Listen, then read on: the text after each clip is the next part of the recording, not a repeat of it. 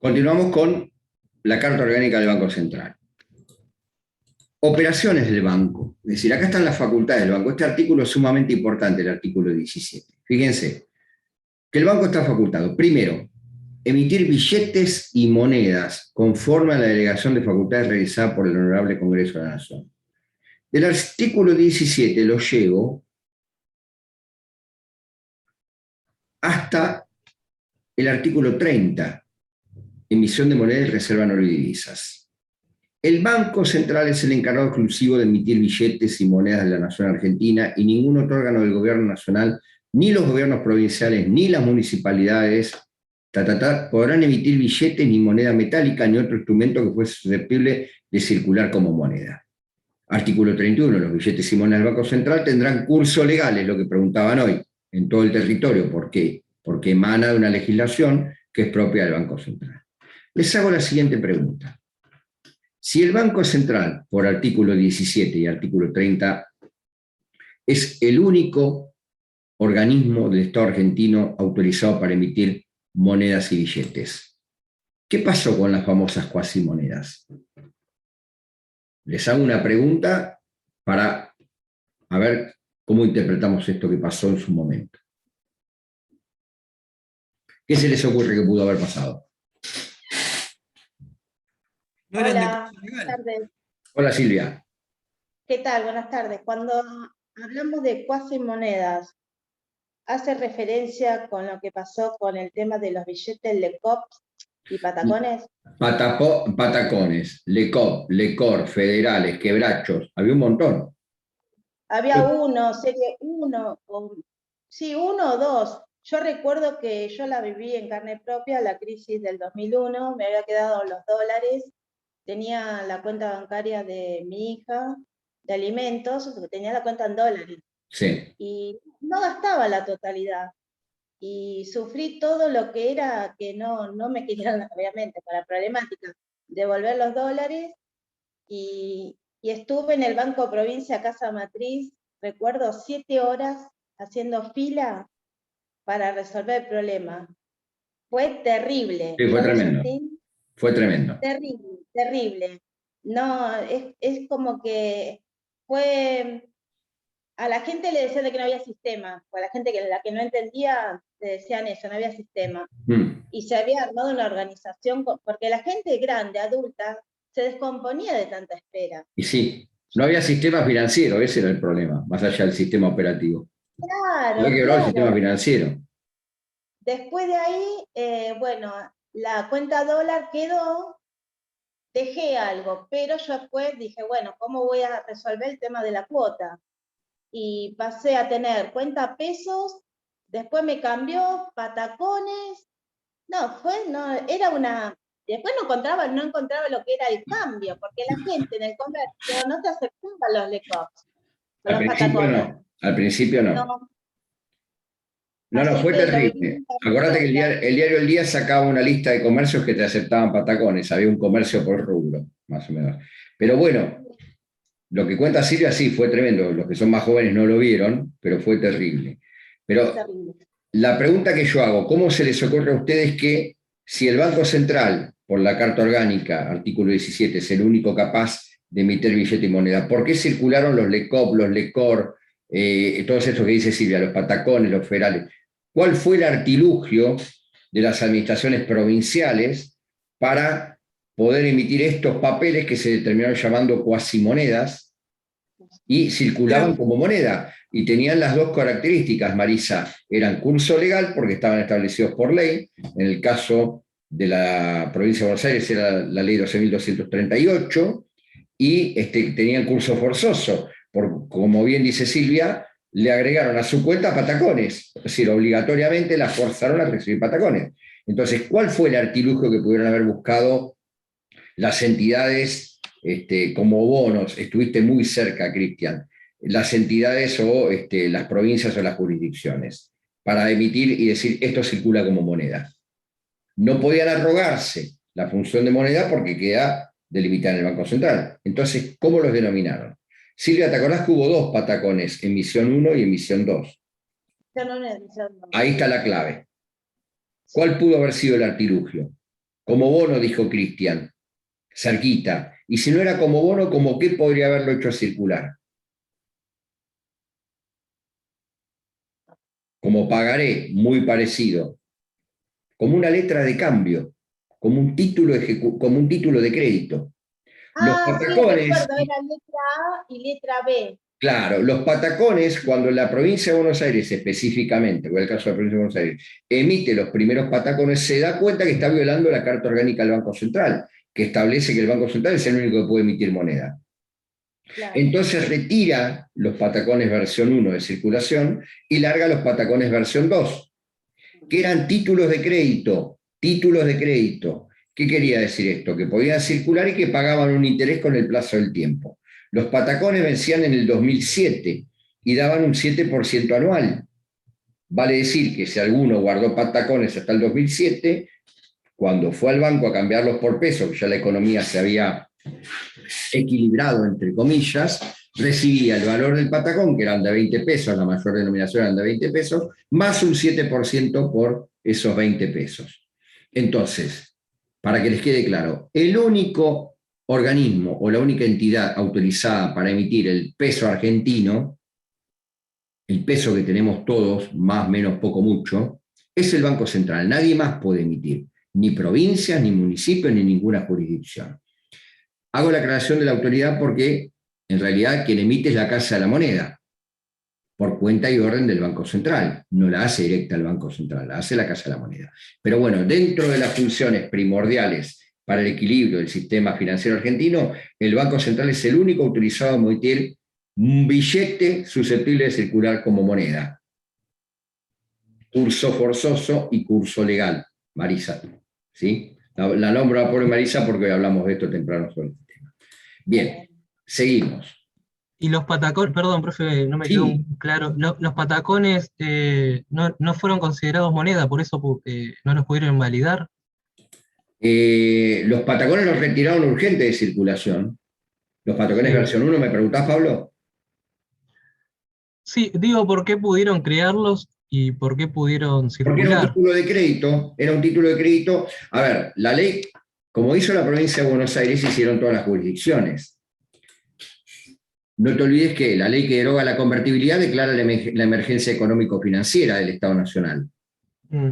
Todas las jurisdicciones hicieron lo mismo. En provincia de Buenos Aires estaba la ley 12.238, que declaraba la emergencia de la provincia de Buenos Aires y ponía a circular el patacón como moneda, susceptible como moneda. Que decía la ley que ese billete patacón se podía utilizar para cancelar obligaciones. ¿Sí? Así lo sacó la ley, casi rompo la lámpara. Así lo sacó la ley. Después, esa ley es modificada y sale patacón versión 2, ajustando esa moneda como título de crédito con un interés específico. Cuando se dan cuenta que se violó la Carta Orgánica, cuando hubo un tirón de orejas. Pero ¿de dónde surge esta necesidad de emitir? De esta declaración de emergencia económico-financiera del Estado Nacional, derivada en cada una de las jurisdicciones. Cada jurisdicción sacó su ley de emergencia. En la provincia de Buenos Aires fue muy concreta la ley, porque inclusive esa ley, que era una ley tipo ómnibus, como se llama, que tiene varias medidas económicas, tenía la declaración de emergencia, la consolidación de deudas del Estado provincial hasta una fecha determinada, y tenía también la emisión de los patacones como título de crédito. Y a partir de ahí empezó a regularizarse, con una capacidad o posibilidad de recuperación del Estado provincial de esos títulos, porque cuanto más tiempo pasaban en la calle, más interés tenía que pagar el Estado provincial. Quien los recuperó fue el gobierno de Felipe Solá, que fue el gobernador que sucedió a Rucauf y que fue el que emitió los patacones. Con un hábil manejo de la administración, hay que decirlo, Solá recuperó en tiempo récord los patacones porque la economía se alcanzó a estabilizarse. En el 2004 ya la economía estaba estabilizada y los patacones ya no circulaban, estuvieron poco tiempo. Pero tenían, a lo que voy con el ejemplo de los patacones y de todos los demás, es que bajo título de crédito se saltó esta normativa obligatoria del Banco Central de la República Argentina. Yo en aquel momento viajé a Entre Ríos con patacones y los entrerrianos me los sacaban de las manos los patacones para pagar, porque eran un título de crédito con un interés a futuro, o sea, que valían más que los federales que ellos habían emitido. Entonces, en aquel momento el patacón valía porque era una moneda, cuasi moneda de la provincia de Buenos Aires, con un interés y con todo lo que significaba la recuperación del Patacón. Pero todo parte de leyes de emergencia, de declaración de emergencia, tanto del Estado Nacional como de los estados provinciales. Fue general la emergencia. Y hubo que salir a guapear la falta de liquidez en el sistema financiero de alguna forma. La forma fue creando estas cuasimonedas, que muchas operaron como título de crédito, para no violar esta norma. ¿Se entendió? Perfecto, sí, gracias. Bien. Segundos y tercero, otorgar redescuentos y adelantos. El artículo 17, incisos B y C, forman parte de esta función de superintendencia del Banco Central. Y estos dos incisos van en favor de las entidades financieras y van en favor de mantener el equilibrio del sistema financiero. Cata, ¿qué es lo que vos decías? ¿Qué pasa con este dinero ficticio? Las preguntas que tuvieron. El Banco Central tiene que garantizar el equilibrio del dinero que circula. ¿Y qué pasa si un banco o una entidad financiera se queda sin dinero para atender las necesidades de caja? No tiene encaje, no, prestó y no recuperó el dinero porque no le pagaron. ¿Qué pasa con eso? Bueno, actúa el Banco Central como superintendente, como regulador del sistema financiero. ¿Y qué herramientas tiene? Tiene dos herramientas: los adelantos y los redescuentos. Adelantos y redescuentos. Ambos están en el artículo 17, incisos B y C. Ahora bien, cómo opera uno y cómo opera otro.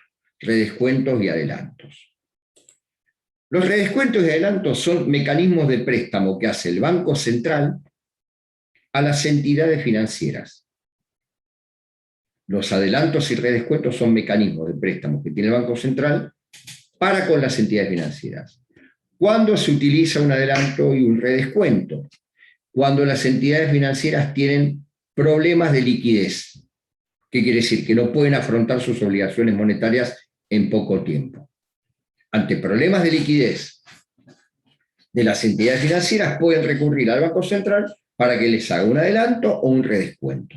Las técnicas son distintas, pero el efecto es el mismo. El adelanto, el Banco Central les da dinero. En el redescuento les va a tomar dinero de los futuros ingresos que tengan los bancos comerciales. Pero bien, son préstamos que les hace el Banco Central a las entidades financieras. ¿Cuándo pueden proceder estos adelantos y redescuentos? Cuando las entidades financieras tienen problemas de iliquidez transitoria. Iliquidez transitoria. Es decir, por un lapso de tiempo corto no tienen dinero en efectivo para prestar o atender necesidades. ¿Cuál es la garantía que pide el Banco Central a las entidades financieras para otorgar un adelanto y un redescuento? La garantía es el límite patrimonial de la entidad. No se les puede prestar más que el patrimonio que tiene declarado la entidad, porque si no el Banco Central no lo cobra. ¿Sí? Bien.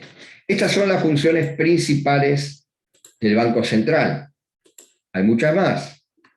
El artículo 18 tiene no facultades, sino en realidad facultades potestativas, no obligatorias. Y me voy al artículo 20. ¿Por qué es importante el artículo 20? Porque acá se vuelve a prestar la idea de agente financiero del Banco Central con relación al Estado Nacional. Pero ¿por qué me importa el artículo 20? Porque el artículo 20 define la base monetaria.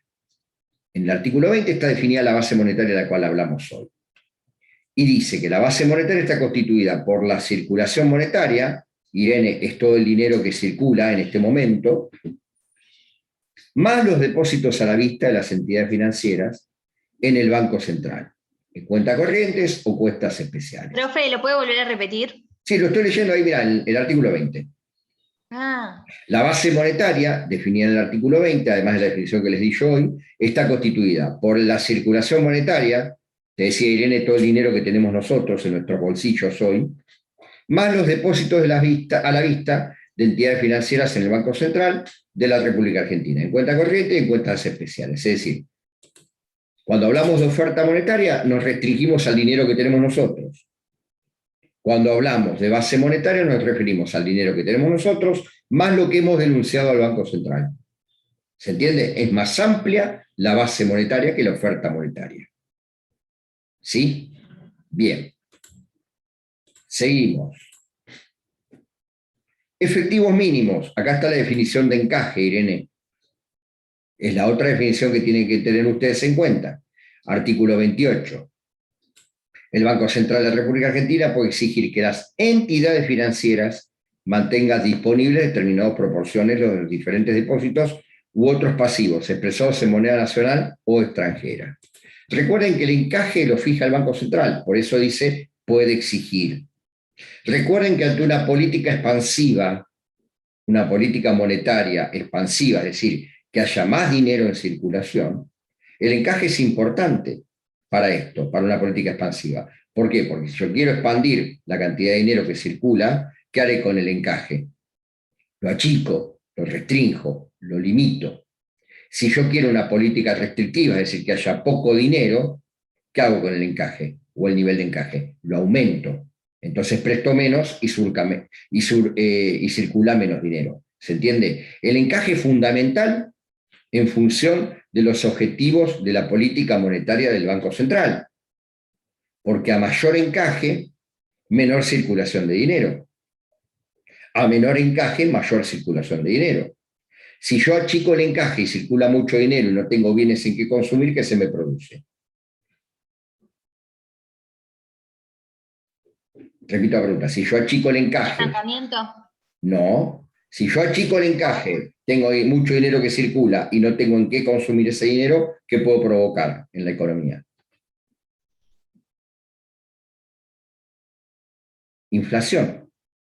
Porque ante la escasez de bienes va a aumentar el precio de los bienes.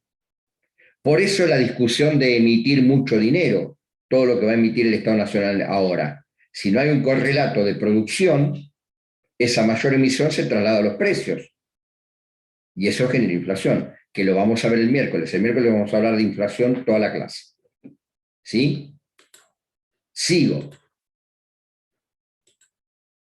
Régimen de cambio. ¿Puede volver a repetir lo de recién? Sí, igual quedó grabado. Ah, listo, entonces no lo repita. Pero si querés te lo repito, ¿qué es lo que no entendiste? No, decime que no entendiste. No, porque lo vuelvo a escuchar después. Pero decime que no entendiste.